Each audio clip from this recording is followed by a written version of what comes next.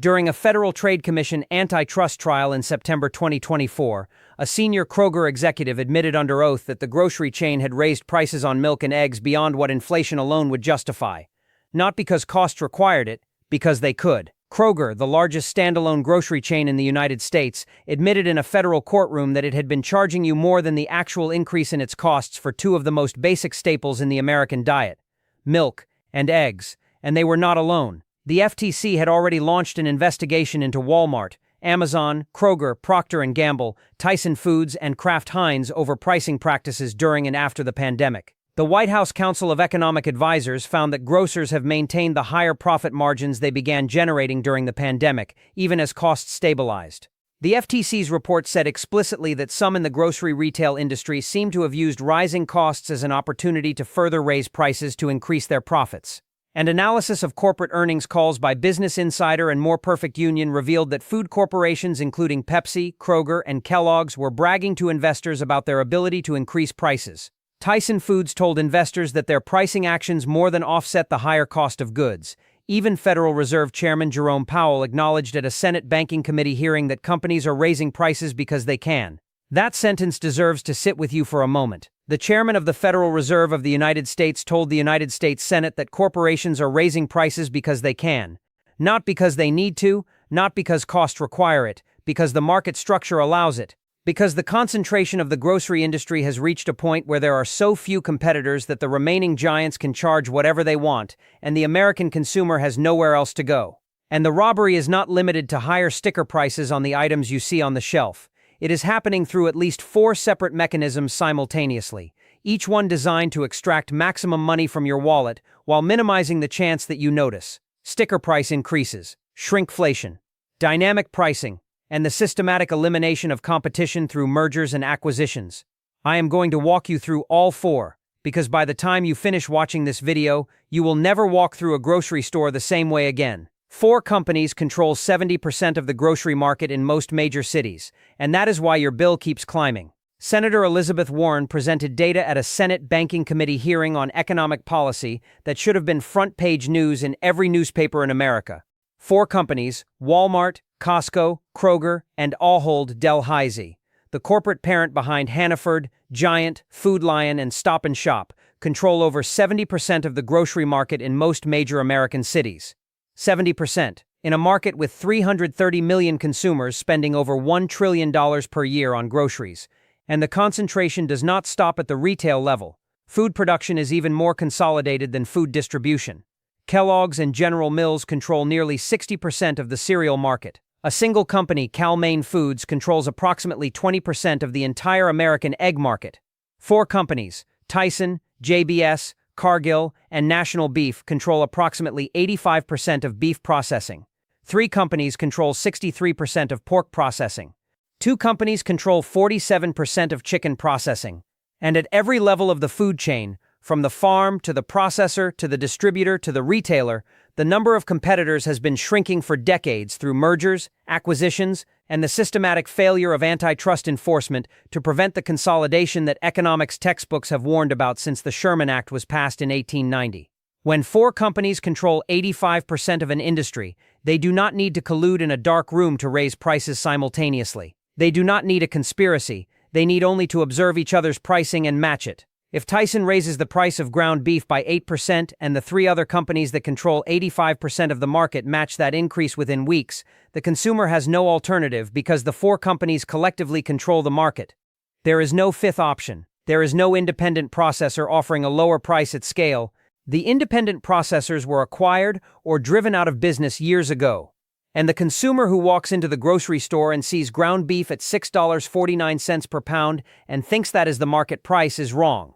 That is not the market price. That is the administered price set by an oligopoly of 4 companies whose combined market power allows them to charge whatever the consumer will tolerate before they stop buying beef entirely. And the consumer tolerance threshold has been tested repeatedly over the past 5 years, and the companies have learned that Americans will complain about the price of beef, but they will not stop buying it because they need to eat, and the companies know it. And the meat processing industry is the most visible example of how concentration translates directly into consumer cost. During the pandemic, when processing plants shut down due to COVID outbreaks among workers, the four companies that control 85% of beef processing, Tyson, JBS, Cargill, and National Beef, maintained or increased their profit margins even as they told the public that higher costs were responsible for the price increases.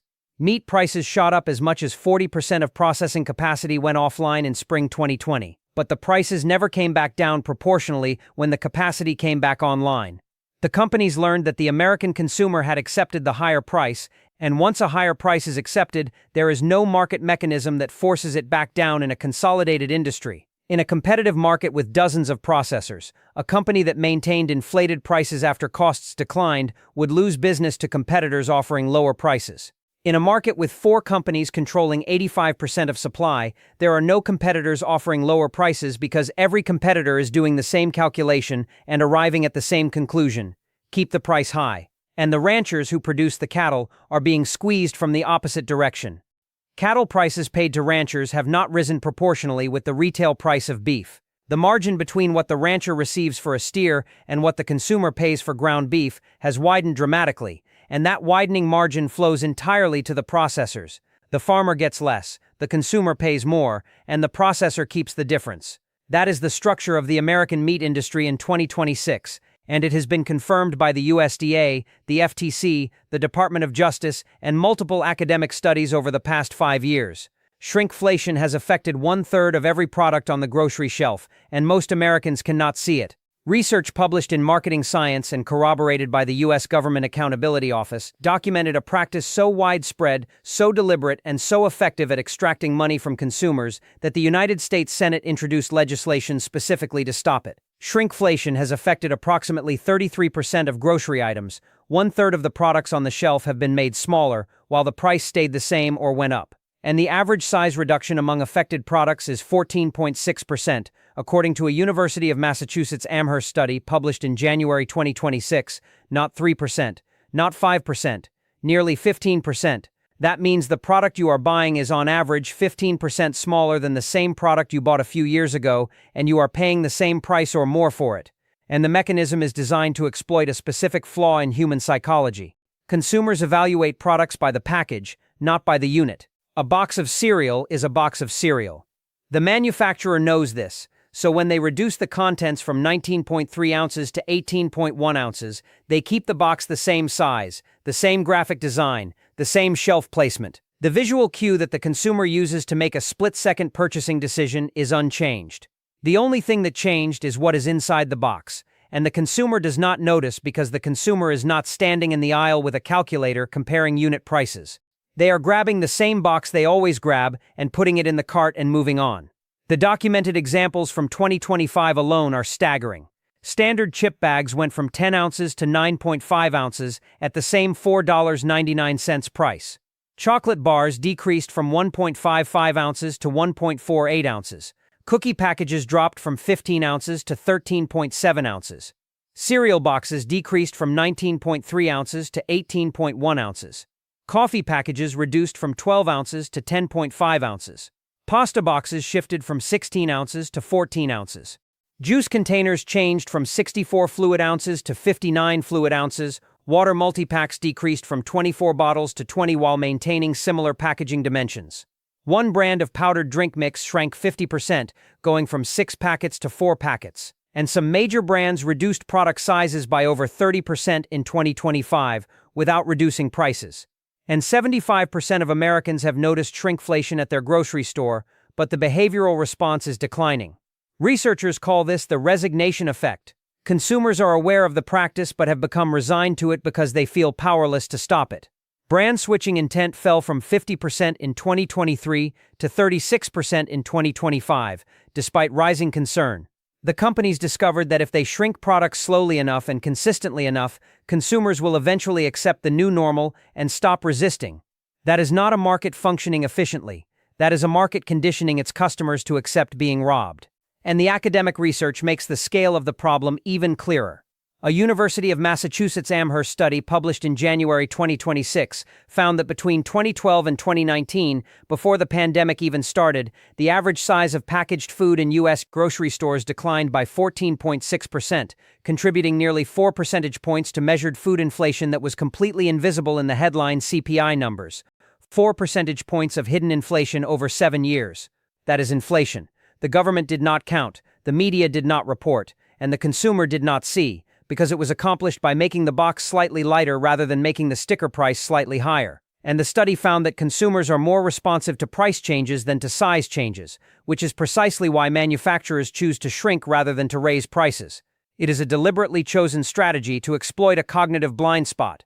The marketing science research confirmed that product downsizing is more than 5 times as prevalent as upsizing, and that shrinkflation offers retailers and manufacturers an additional way to increase profit, contributing to the broader trend of rising retail margins. The GAO's July 2025 report acknowledged that downsized products are disproportionately concentrated in product categories where unit pricing is less visible, like snack foods and beverages, and in geographic areas where states do not mandate unit pricing on shelf labels.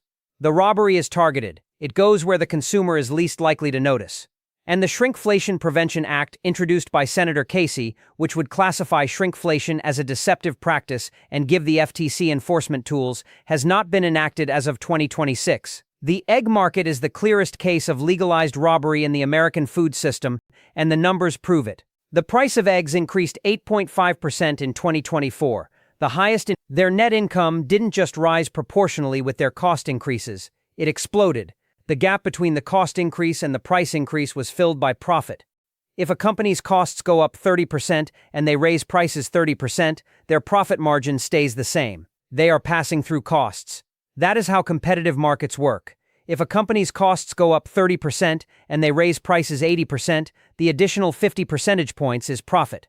That is how monopolistic markets work. And the egg market, with Cal-Maine controlling 20% and a small number of other producers controlling the rest, is a monopolistic market. The bird flu was real, the supply disruption was real, and the companies used the supply disruption as cover to raise prices far beyond what the cost increase required. They knew that the media would blame the bird flu. They knew that consumers would accept the explanation because it sounded reasonable. And they knew that by the time the supply recovered, the higher prices would be embedded in consumer expectations and could be maintained without justification. That is exactly what has happened. Egg supply has partially recovered in many regions. Prices have not come down proportionally. The gap between supply recovery and price recovery is profit, and the consumer is paying it every week at the checkout counter and believing it is the bird flu when it is actually the boardroom. And the egg price trajectory tells the full story of how the robbery works in practice. In 2019, the average retail price of a dozen large eggs was approximately $1.40.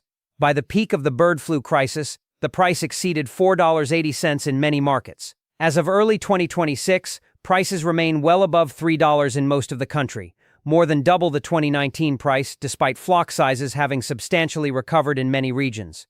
The USDA projected another 24.8% increase for 2025 alone. And when a reporter asks Cal-Maine or any major egg producer why prices are still high when supply has recovered, the answer is always some variation of elevated input costs, feed prices, regulatory compliance, biosecurity measures, and ongoing risk from avian influenza. Every one of those factors is real, and every one of them is also insufficient to explain the full magnitude of the price increase when the profit margins of the companies selling the eggs are simultaneously at or near record levels. The inputs went up 30%. The prices went up 100%. The gap is not the bird flu. The gap is margin. And the margin is possible because 20% of the market is controlled by one company and the rest is controlled by a small number of regional producers who all face the same incentive to maintain the new price floor rather than compete it away. And the consumer who switches from eggs to another protein because eggs are too expensive discovers that chicken is controlled by 2 companies with 47% of the market. Beef is controlled by 4 companies with 85% of the market. Beef is controlled by 4 companies with 85% of the market. And pork is controlled by 3 companies with 63% of the market. There is no escape within the protein category. Every exit from one overpriced product leads to another overpriced product controlled by another concentrated oligopoly. The grocery store is not a marketplace. It is a series of toll booths operated by a small number of companies that control every lane. Dynamic pricing is coming to the grocery store, and it will make everything I just described worse. Kroger, Walmart, and Amazon have all invested in or tested electronic shelf labels and dynamic pricing technology in their stores. Dynamic pricing is the system used by airlines and rideshare companies where the price of a product changes in real time based on demand, time of day, inventory levels, and in some cases the individual customer's purchasing history and willingness to pay. In an airline, dynamic pricing means a seat costs more during peak travel periods. In a grocery store, dynamic pricing means the price of bread could be higher at 5 p.m. on a weekday when working families are shopping after their shift than it is at 10 a.m. on a Tuesday when the store is empty. And electronic shelf labels, which are digital screens that replace paper price tags, make this technically feasible at scale for the first time. The price can be changed remotely, instantly, across thousands of products simultaneously, without a store employee physically walking the aisles and swapping tags. And while the grocery chains insist that electronic labels are primarily about efficiency and accuracy, the capacity for algorithmic price optimization is built into every system being deployed. Once the infrastructure exists, the temptation to use it for price maximization is enormous, because the incremental profit from raising the price of a gallon of milk by 15 cents during peak hours, multiplied across 2,700 Kroger locations and millions of customers per day, is measured in hundreds of millions of dollars per year. And unlike sticker price increases, which are visible and can generate consumer backlash, dynamic pricing changes are invisible to any individual shopper. You would have to visit the store at multiple times on the same day and photograph the same shelf to detect a price change. No consumer does that. The companies know it, and the regulatory framework in the United States does not currently require disclosure of dynamic pricing in retail grocery. There is no law that says the store must tell you the bread was $3.49 this morning and is $3.99 now, because the algorithm detected that the store is crowded and demand is high. And in a market where 4 companies control 70% of the retail grocery industry, dynamic pricing would not need to be coordinated across competitors to be effective. Each company can independently deploy the same algorithmic strategy, arrive at the same conclusion about optimal pricing, and charge the same inflated prices during the same peak hours without ever communicating with each other. It is collusion without collusion, price fixing without a meeting, and it is coming to a grocery store near you if it is not there already. And the precedent from other industries tells you exactly what will happen. When airlines introduced dynamic pricing in the 1980s, the average ticket price rose significantly relative to operating costs. When Uber introduced surge pricing, the cost of a ride during peak hours became 2x to 5x the base rate. When Amazon deployed algorithmic pricing, researchers documented millions of price changes per day across its product catalog, with prices rising during periods of high demand and limited competition. The technology is designed to maximize revenue extraction. That is its purpose. It does not exist to help the consumer find a better deal. It exists to ensure the consumer pays the maximum amount the algorithm determines they will accept. And in a grocery store, unlike an airline or ride-share service, the products being priced are necessities. You cannot decide not to eat today because the algorithm priced bread 15% higher during your shopping window. You cannot postpone your milk purchase until the algorithm detects lower demand and drops the price. You are in the store, you need the food, you are going to pay whatever the screen says. And the companies deploying this technology know exactly how captive their customers are, because they have the data from loyalty cards, from store apps, from credit card partnerships, from purchase history databases that tell them exactly what you buy, how often you buy it, and how much price increase you will tolerate before you switch brands or reduce quantity. The algorithm knows you better than you know yourself, and it uses that knowledge to charge you more.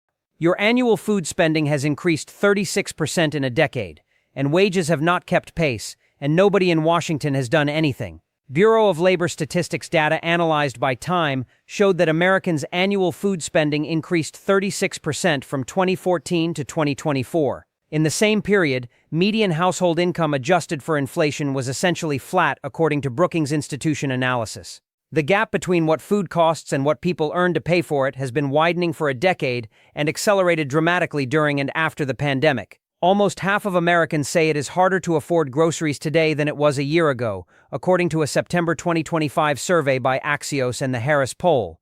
In New York City, 40% of local families cannot afford their weekly food costs, according to data from Robinhood and Columbia University.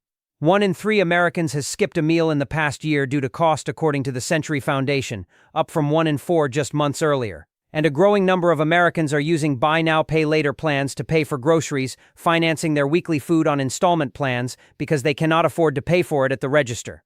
14% of U.S. households reported food insecurity between January and October 2025, according to Purdue University, up from 12.5% in 2024. And the legislative response has been effectively non-existent. Senator Warren introduced the Price Gouging Prevention Act. Senator Casey introduced the Shrinkflation Prevention Act. The GAO published a comprehensive report on shrinkflation in July 2025. None of these legislative proposals have been enacted. The FTC investigation generated a report but has not resulted in enforcement actions that changed pricing behavior. The Kroger executive who admitted to price gouging on milk and eggs under oath at the antitrust trial did not face criminal charges. The company did not face penalties for the admission. The market structure that enabled the gouging remains unchanged. And the same Kroger that admitted to charging more than inflation justified was simultaneously attempting to merge with Albertsons, the second largest grocery chain in the country, in a deal that would have further concentrated the market and given the combined entity even more pricing power over even more American consumers. The FTC challenged the merger, but the structural reality is that the grocery industry has been consolidating for 40 years, and the antitrust enforcement apparatus has been systematically underfunded and politically neutralized for the same 40 years. The companies are bigger, richer, and more powerful than the agencies that are supposed to regulate them. And the consumer is smaller, poorer, and more dependent on the very companies that are overcharging them. That is not a market, that is an extraction system, and the extraction has been accelerating. Bloomberg reported in February 2026 that while inflation has slowed overall, the costs of things Americans most want or need continue to rise. Natural gas prices in the past year have risen more than twice as much as wages. Electricity bills have run ahead of overall inflation. And for those forced to borrow to cover their bills, delinquency rates climbed to the highest in almost a decade. The grocery store is not where the extraction begins, it is where it becomes visible. The extraction begins in the boardroom, where pricing strategy is set. It continues in the corporate earnings call, where executives tell investors that their pricing actions more than offset their cost increases. It is ratified in the quarterly report that shows record profits during a period of supposed crisis. And it is completed at the checkout counter, where you pay a price that includes not just the cost of the food, not just the reasonable profit of the company, but the excess profit that the company extracted because the market structure gave them the power to do so and the regulatory environment gave them the permission. That is the robbery. And it happens every single time you buy groceries. The Iran war just added a global energy shock on top of an already rigged grocery system, and the next wave is 60 days away. Everything I have described so far, the concentration, the shrinkflation, the price gouging, the dynamic pricing, the legislative inaction, existed before February 28, 2026, when the United States and Israel launched airstrikes against Iran and triggered the closure of the Strait of Hormuz. The war added a massive new cost layer on top of an already rigged system. The March 2026 CPI showed energy prices rising 10.9% in a single month, gasoline rising 21.2%, and fuel oil increasing more than 30%.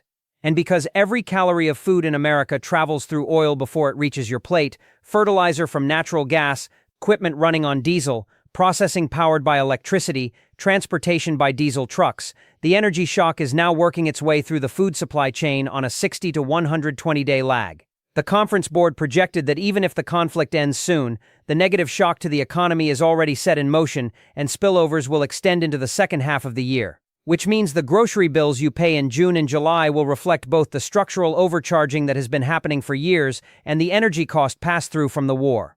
And the companies that control the food system will use the war exactly the way they used the pandemic, exactly the way they used the bird flu, exactly the way they used the supply chain crisis, as cover, as justification, as the public explanation for price increases that exceed the actual cost increase by a margin that flows directly to the bottom line.